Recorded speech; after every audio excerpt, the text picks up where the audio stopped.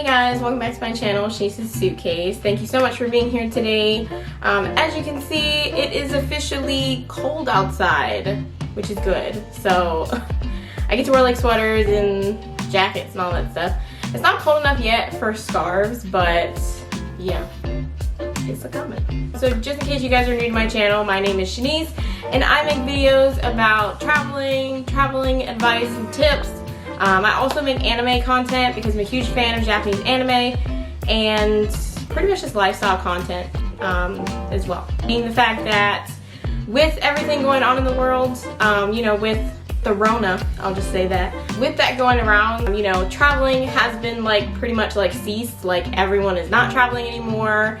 2022 is now on the horizon. We are looking forward to more traveling, yes. This video is to talk about things that I wish someone had told me before I went on my first cruise. Starting with number one, you can actually bring your own wine on a cruise. I'm not sure if anyone knew that. Some people might have known, which is fine. So like if you have like 2 people going, you can have a bottle of wine in your carry-on. Now I will let you know though that if you bring your own bottle of wine, there is a charge. So if you take the bottle of wine that you brought and you want to have it for dinner one night, so you take it to the dining room, there is a charge to uncork the bottle in the dining room. My advice to you is what we've done before is if you actually ask your stewardess, which is the person who cleans your stateroom when you get on the cruise. You might not see them a lot in the very beginning just because they're pretty busy, but you'll see them at some point. Just ask them, hey, you know, I'm in room whatever, can we have a wine opener?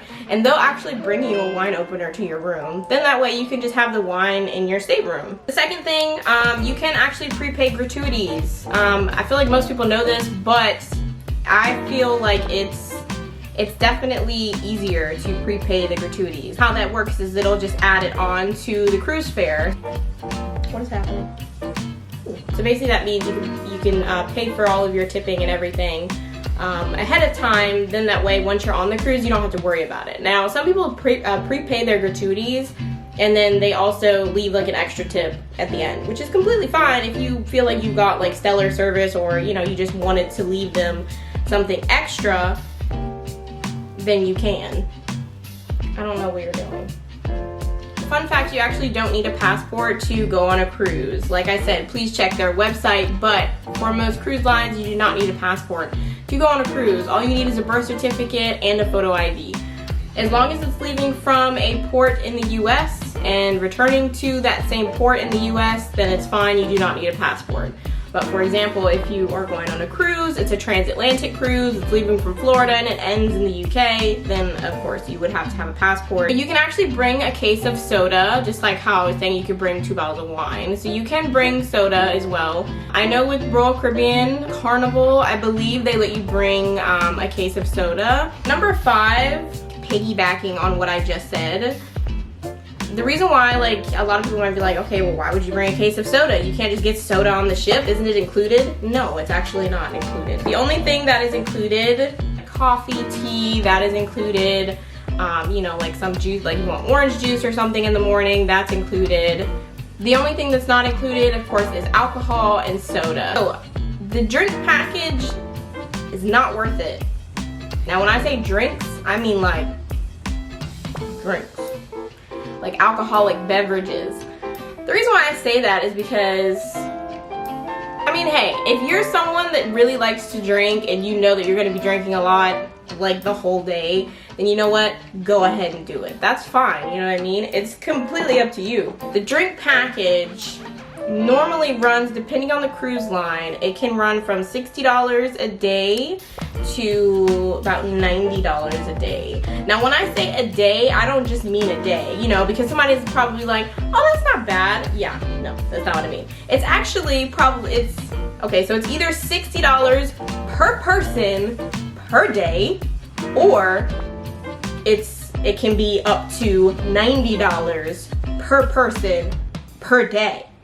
What I would say is get a lockbox and like towel clips for your loungers, like when you go to port. I'm pretty sure everyone knows what towel clips are. They sell them in like Walmart.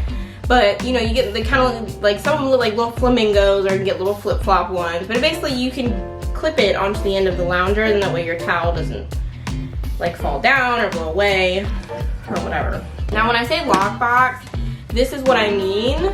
So basically what happens is you have your lounger, right? And then on the back, there's normally a bar. Whenever me and my mom go on, you know, an excursion, or if we're just at the beach for the day, and then you can put all of your stuff inside. And it's pretty, you know, it's pretty, you know, it's a pretty decent size. You can fit quite a bit of stuff in there. I'm gonna see if there is something equivalent that I can find on Amazon, and I'll just link it down below just in case you guys are interested. On cruise ships, you have different dining. So they're gonna ask you, do you want to do, you can pick the early dining, or you can pick the late dining, or you can actually do my time dining. I would suggest doing my time dining. The reason why is because my time dining is kind of like, you know, when you go to a restaurant here and you make a reservation for 5:30, 6, 7, I don't know, whatever. Well, my time dining is the exact same thing. So say if one night you have it at 5 and the next night you want to have it later, you can do that because it's my time dining. It gives you more flexibility and you're not like stuck in a set time for the whole cruise. Your formal night is most likely going to be on the 2 C days. Whatever day is a C day, that's normally when your formal night is gonna be, just because they wanna give people enough time, you know, to like get ready and stuff, because a lot of people, you don't have to like show out for formal night, but a lot of people tend to get really dressed up. I know I like to, any excuse to get dressed up, I'm like all for it. So I have definitely gotten dressed up a lot, definitely in the past. I would suggest avoiding the buffet on embarkation day. The reason why is because most people go to the buffet. Whenever they actually get on the cruise ship, the first place that they go is the buffet. Just avoid the buffet, you know, right when you get on the ship, because it is pretty busy. Your stateroom, most likely it's not going to be ready until about 1 p.m. in the afternoon. Once you get to the cruise port, you check your large luggage at the cruise port before you get on the ship.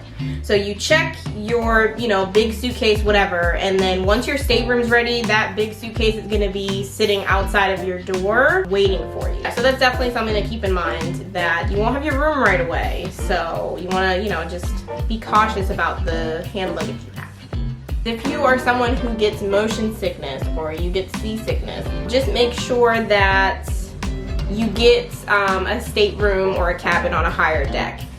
Just to let you guys know, inside cabins have no windows, so they don't really have a lot of ventilation. They do have a ventilation, like a extractor fan in the bathroom, you know, like when you shower, but there isn't really like air coming in there, you know, because it is an inside cabin. It's on the inside of the ship, so there is no window. So if you happen to be like claustrophobic, or you don't work well in small spaces like that are dark, then I would recommend maybe looking at an ocean view cabin, which is basically, it looks like an inside cabin, it's slightly bigger and it has a window. You can't open the window, but the window does provide light. So with the inside cabins, it can get pretty dark. So, you know, a lot of times if you have an inside cabin, you can always bring like a nightlight or something, or, you know, just something to make you feel better.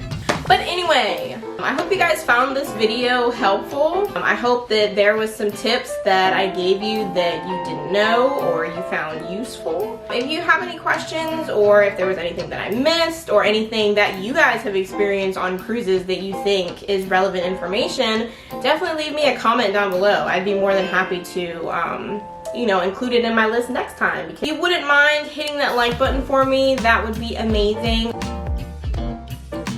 Go ahead and hit that subscribe button for me. You know you want to, it's free, it doesn't cost anything. Let's go ahead so I can get to 100 subscribers. And we can only go up from there, guys. Because without you, I wouldn't have a channel. Have a great rest of your day. I hope you have a great week. Don't forget to remain positive, regardless of what is happening. Just know that I think you're doing a great job at whatever you're doing. And I will see you guys in the next video. Bye!